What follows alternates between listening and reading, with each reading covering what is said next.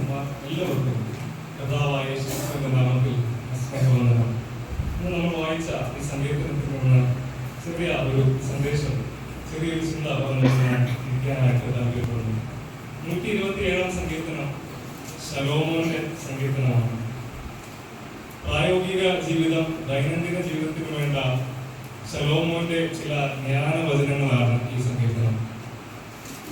5 വാക്യങ്ങളുള്ള ഈ സങ്കീർത്തനത്തിന്റെ ആദ്യത്തെ 2 വാക്യങ്ങളിൽ ദൈവത്തെ കൂടാതെ ജീവിക്കുന്ന ഒരു വ്യക്തിയുടെ ജീവിതം എവിടെ ചെന്ന് നിൽക്കുമെന്ന് പറയുന്നു.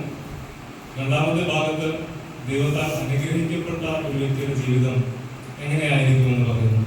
ആദ്യത്തെ ഭാഗത്തിൽ നിന്ന് ചെറിയ ഒരു ചിന്ത പറഞ്ഞുകൊണ്ട് ഞാൻ ഇരിക്കാനായിട്ട് ആഗ്രഹിക്കുകയാണ്. ആദ്യത്തെ വാക്യം വായിക്കുമ്പോൾ, യഹോവ വീട് പണിയാതിരുന്നാൽ പണിയുന്നവർ വൃഥാ അധ്വാനിക്കുന്നു. യഹോവ പട്ടണം കാക്കാതിരുന്നാൽ കാവൽക്കാരൻ വൃഥാ ജാഗരിക്കുന്നു. ഈ ആദ്യത്തെ വാക്യം ശ്രദ്ധിച്ചു കഴിഞ്ഞാൽ അതിലെ ചില പദങ്ങൾ നമ്മൾ എടുത്തു കഴിഞ്ഞാൽ ദൈവത്തെ കുറിച്ച് അവിടെ കാണുന്നു, മനുഷ്യനെ കുറിച്ച് പറഞ്ഞിരിക്കുന്നു, മനുഷ്യന്റെ അധ്വാനത്തെ കുറിച്ച് പറഞ്ഞിരിക്കുന്നു. രണ്ടാമത്തെ ഭാഗത്ത് കുടുംബജീവിതത്തെ കുറിച്ച് പറഞ്ഞിരിക്കുന്നു. ഒരു വ്യക്തിയുടെ പ്രായോഗിക ജീവിതം, ദൈനംദിന ജീവിതം അതിന് വേണ്ട ചില ഉപദേശങ്ങൾ, ജ്ഞാനവചനങ്ങളാണ് ശലോമോൻ, ജ്ഞാനികളിൽ ജ്ഞാനി എന്നറിയപ്പെടുന്ന ശലോമോൻ പറഞ്ഞു തരുന്നത്. 2 പദങ്ങൾ നമുക്ക് ശ്രദ്ധിക്കാം ആദ്യ വാക്യത്തിൽ. ഒന്ന്, യഹോവ വീട് പണിയാതിരുന്നാൽ. അവിടെ ഒരു പണിയെ കുറിച്ച് പറയുന്നു. നമ്മളെല്ലാവരും നമ്മുടെ ജീവിതത്തിൽ പുരോഗതി ആഗ്രഹിക്കുന്നവരാണ്. നമ്മുടെ എല്ലാ വ്യക്തിപരമായ ജീവിതത്തിൽ, കുടുംബജീവിതത്തിൽ, സാമ്പത്തിക മേഖലയിൽ, വിദ്യാഭ്യാസത്തിൽ, തൊഴിൽ മേഖലയിൽ, ആത്മീയ ജീവിതത്തിൽ, ശുശ്രൂഷ മേഖലയിൽ എല്ലാവരും പുരോഗതി ആഗ്രഹിക്കുന്നവരാണ്. അത് തെറ്റല്ല, പുരോഗതി വേണം നമുക്ക്.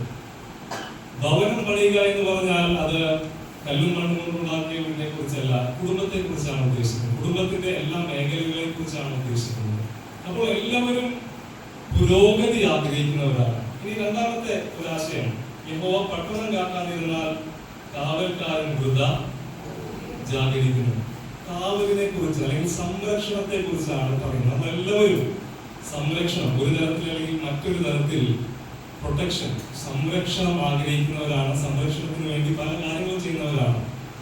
ആധുനിക ലോകത്ത് ഇൻഷുറൻസ്, നമ്മുടെ കുടുംബത്തിന്റെ ഭദ്രതയ്ക്ക് വേണ്ടി, ആരോഗ്യത്തിന്റെ ഭദ്രതയ്ക്ക് വേണ്ടി ഇൻഷുറൻസ് പോളിസി, ആ ആശയത്തിൽ വരെ നിൽക്കുന്നുണ്ട് നമ്മുടെ ആധുനിക സമൂഹം.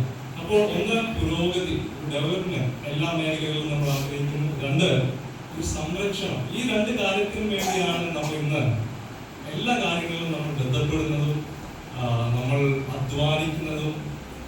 ഉറക്കം പോലും മാറ്റിവെച്ചുകൊണ്ട് ഈ 2 കാര്യങ്ങൾക്കും വേണ്ടിയാണ് നമ്മൾ പ്രവർത്തിക്കുന്നത്. പക്ഷേ ശലോമോൻ എല്ലാ കുടുംബങ്ങളോടും, എല്ലാ വ്യക്തികളോടും ദൈവിക ജ്ഞാനത്തിൽ ഉപദേശിക്കുന്ന ഒരു ഉപദേശമുണ്ട്.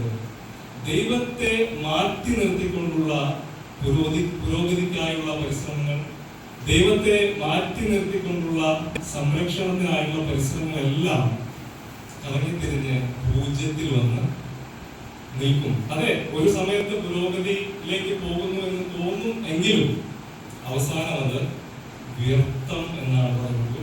ഒരിക്കൽ കൂടെ ആ വാക്യം ഉണ്ടാക്കി, യഹോവ വീട് പണിയാതിരുന്നാൽ പണിയുന്നവർ വെറുതെയാണ് അധ്വാനിക്കുന്നത് എന്നാണ് പറയുന്നത്. ദൈവത്തെ കൂടാതെ, ദൈവത്തെ ബൈപ്പാസ് ചെയ്തുകൊണ്ടുള്ള പുരോഗതിക്കായിട്ടുള്ള നമ്മുടെ നെട്ടോട്ടങ്ങൾ, ദൈവത്തെ മാറ്റി നിർത്തിക്കൊണ്ടുള്ള സംരക്ഷണത്തിന് വേണ്ടി നമ്മൾ ഒരുക്കുന്ന കവചങ്ങൾ, ഇതെല്ലാം അവസാനം ശൂന്യതയിലേക്ക്, വ്യർത്ഥത്തിലേക്ക് വന്നു നിൽക്കുമെന്ന് ശലോമോൻ, ജ്ഞാനികളിൽ ജ്ഞാനിയായ ശലോമോൻ നമുക്ക് ഉപദേശം നൽകുകയാണ്.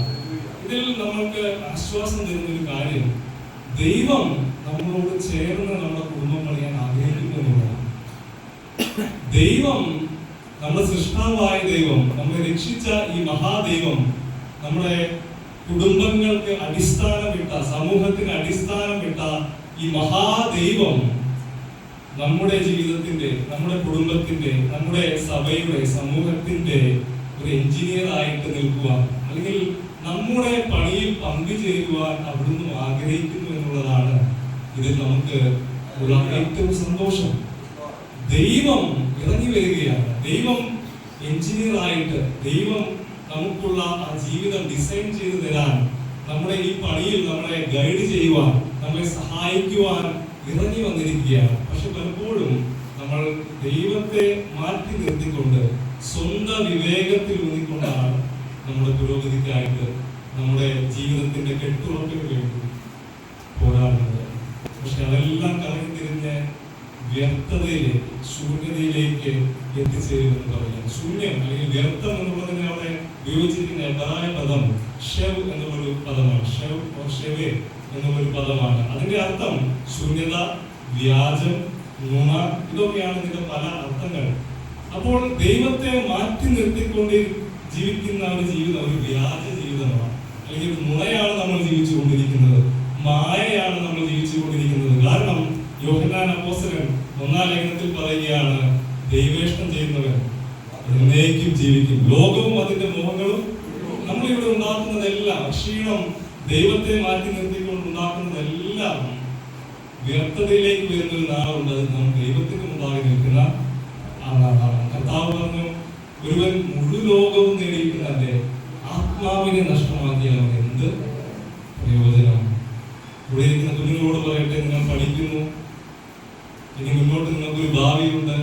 ദൈവത്തെ മാറ്റി നിർത്തിക്കൊണ്ടുള്ള എന്ത് കാര്യവും അത് അവസാന പൂജ്യത്തിൽ വന്നിരിക്കും. ദൈവം നിങ്ങളെ സഹായിക്കുവാനായിട്ട് നിങ്ങൾ അരികിലുണ്ട്. കുഞ്ഞുമക്കളോടാണ് ഞാൻ പറയുന്നത്. നിങ്ങളുടെ പഠനത്തിൽ, നിങ്ങളുടേതായിട്ടുള്ള കൊച്ചു ദുഃഖങ്ങളിൽ, നിങ്ങളുടെ പ്രയാസങ്ങളിൽ, നിങ്ങളുടെ ജീവിതത്തെ നിങ്ങൾക്ക് നല്ല ഭാവി നൽകുവാൻ വേണ്ടി നിങ്ങളെ സൃഷ്ടിച്ച ആ മഹാദൈവം നിങ്ങൾക്ക് നല്ലൊരു പിതാവായിട്ട് നിങ്ങൾ അരികിലുണ്ട്.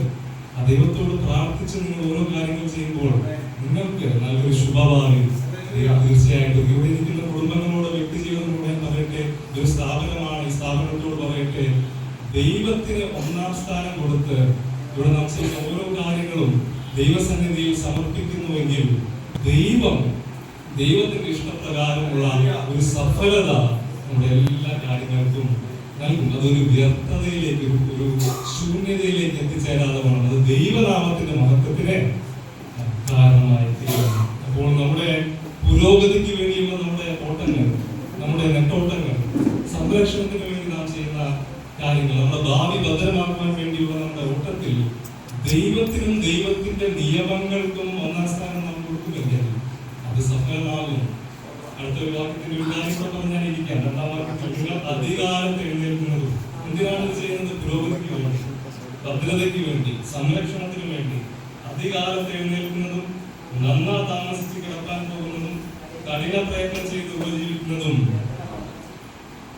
അധ്വാനം വ്യർത്ഥമല്ല, കഠിനാധ്വാനം അത് വെറുതെയല്ല. പക്ഷെ ദൈവത്തെ കൂടാതെയുള്ള എല്ലാ ശ്രമങ്ങളും അത് വെറുതെയാണ് എന്ന് സംഗീതകാരൻ പറയുകയാണ്. തന്റെ പ്രിയനോ അവൻ ഇത് ഉറക്കത്തിൽ കൊടുക്കുന്നു, അല്ലെങ്കിൽ ഉറക്കത്തെ കൊടുക്കുന്നു എന്നാണ് അതിന്റെ ഒന്നുകൂടെ ശരിയായിട്ടുള്ള തർജ്ജമ.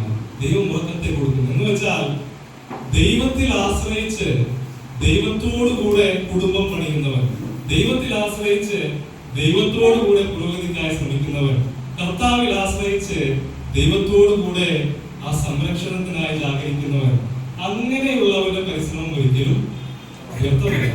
അങ്ങനെ അല്ലാത്തവരുടെ പരിശ്രമം അവസാനം ശൂന്യതയിലേക്ക് എത്തിച്ചേരും എന്ന് ബുദ്ധി ഉപദേശിക്കുകയാണ്. തന്റെ പ്രിയനോ അവൻ ഉറക്കത്തിൽ കൊടുക്കുന്നു എന്ന് എഴുതിയിരിക്കും. ഉറക്കത്തെ കൊടുക്കുന്നു എന്ന് വെച്ചാൽ ദൈവത്തിൽ ആശ്രയിക്കുന്നവർക്ക് അധ്വാനമുണ്ട്, കഠിനാധ്വാനമുണ്ട്, ദുഃഖങ്ങളുണ്ട്, പ്രയാസങ്ങളുണ്ട്. പക്ഷേ ഒരു വിശ്രമത്തോടുകൂടി ദൈവത്തിൽ വിശ്രമിക്കുന്ന ഒരു മനസ്സ്, സമാധാനത്തിന്റെയും ശാന്തതയുടെയും ഒരു പ്രത്യാശയുടെയും ഒരു മനസ്സോട് കൂടിയായിരിക്കും നമ്മുടെ ജീവിതം. അല്ലാത്തവർ ആദ്യം എടുത്ത് ജീവിതം ഈ ഭൂമിയിൽ തീർക്കേണ്ടി വരും. ഒരു നിമിഷം നമുക്ക് പ്രാർത്ഥിക്കാം. ഞങ്ങളുടെ സ്വർഗീയ പിതാവേ, അവിടുത്തെ വചനങ്ങൾക്കായി സ്തോത്രം. നിങ്ങൾ തന്നെ കർത്താവേ, അവിടുത്തെ വചനത്തിന് മുമ്പിൽ താഴ്ത്തിയേൽപ്പിക്കുന്നു കർത്താവേ. നിങ്ങൾ പല ആശകളോടെ, പല ലക്ഷ്യങ്ങളോടെ ഞങ്ങളുടെ ജീവിതത്തിൽ പുരോഗതിക്കായി, ഭദ്രതയ്ക്കായി, സംരക്ഷണത്തിനായും എല്ലാം പരിശ്രമിക്കുന്നവരാണ് കർത്താവേ. നേരത്തെ എഴുന്നേറ്റ് താമസിക്കുവാൻ താമസിച്ചുറങ്ങാൻ പോകുന്നവരാണ്. പല വിധത്തിലും കഠിനാധ്വാനം ചെയ്യുന്നവരാണ്. പക്ഷേ കർത്താവെ, അങ്ങേ മാറ്റി നിർത്തിയുള്ള നിങ്ങളുടെ എല്ലാ പരിശ്രമങ്ങളും അത് വെറുതെയാണെന്ന് നിങ്ങൾ അറിയുന്നു, നിങ്ങൾ മനസ്സിലാക്കുന്നു കർത്താവെ. എല്ലാ കാര്യങ്ങളിലും അങ്ങേക്ക് 1-ാം സ്ഥാനം നൽകി ദൈവമേ, ഞങ്ങളുടെ എല്ലാ വഴികളിലും അങ്ങേ നിറയ്ക്കുവാൻ നിങ്ങളെ സഹായിക്കണമേ. പ്രവർത്തികളെ അങ്ങനെ ഒഴിച്ചു നിർത്തിക്കൊണ്ടുള്ള ഞങ്ങളുടെ സ്വാർത്ഥമായിട്ടുള്ള പരിശ്രമങ്ങളെയും ലക്ഷ്യങ്ങളെയും നിങ്ങളോട് ക്ഷമിക്കാമേ, നിങ്ങളോട് കരുണ തോന്നണമേ. അവിടുത്തെ പരിശുദ്ധാത്മാവ് നിങ്ങളെ